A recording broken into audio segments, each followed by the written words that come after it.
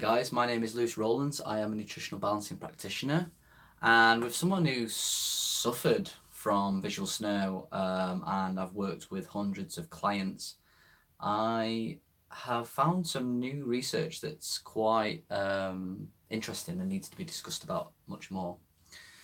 So as my healing has developed, so I had visual snow 6 years back. But not only did I have visual snow, I had a myriad of other issues.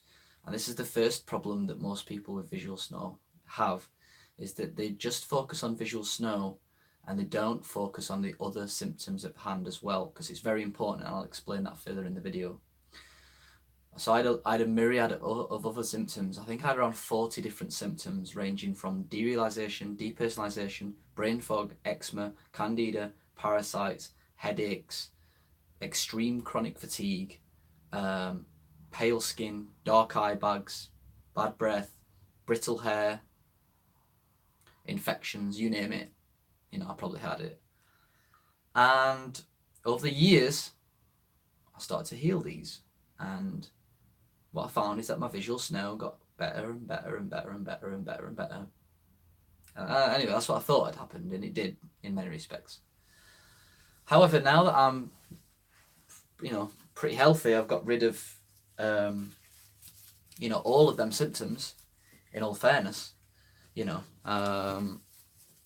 I've noticed that there's still a tiny bit of residual snow left, especially at night times, and especially when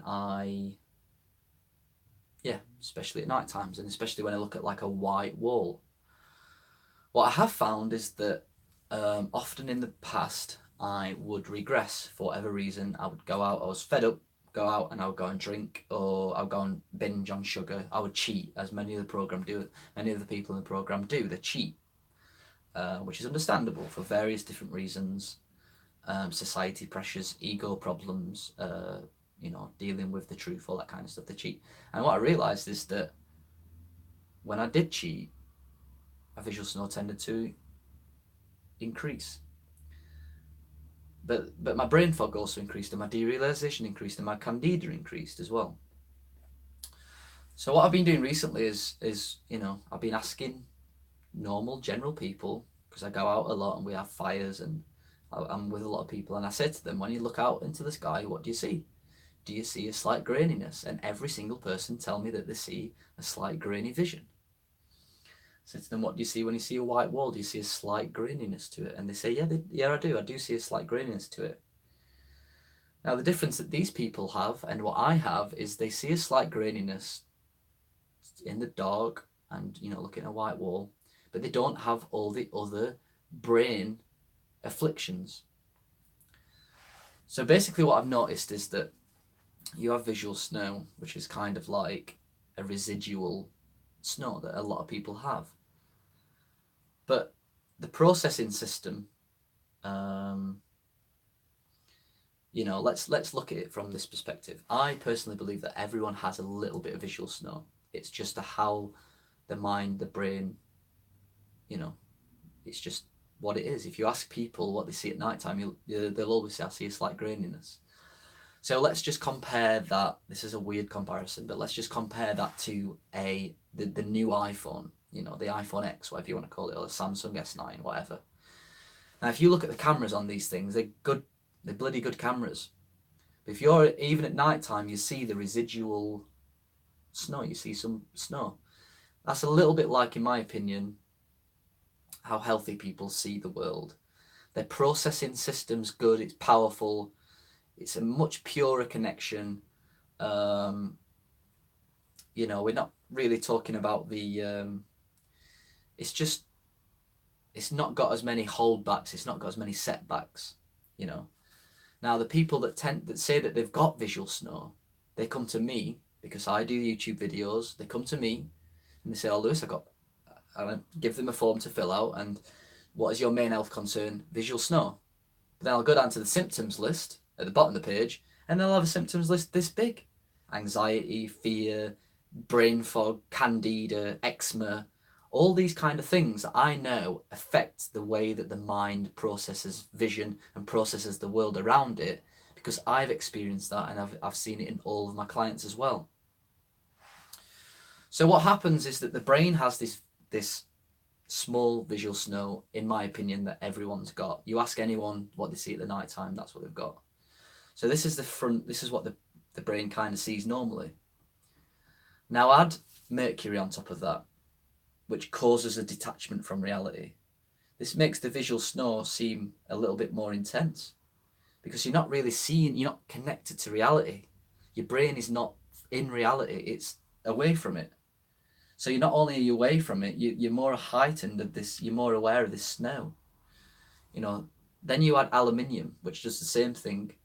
You know, so the visual snow's like this, and then it appears more, you know, and then you add arsenic and it's a little bit more. Then you add candida, which affects the brain, it causes a fogginess in the brain, then it seems more. And then you've got, you know, parasites, which is a little bit more.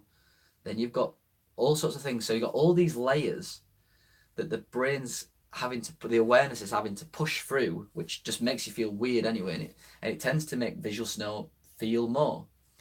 I do believe that there's a process that makes you see visual snow, and I feel like that's a lot related to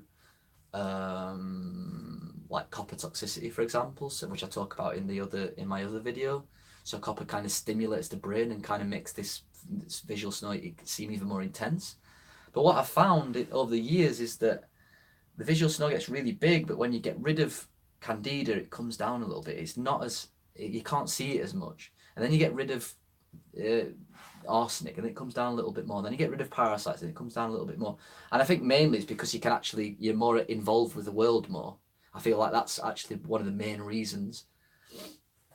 You know, and then you get rid of, you know, your copper toxicity comes down and then it improves a little bit more. So you get to a stage where your brain is pretty well healthy.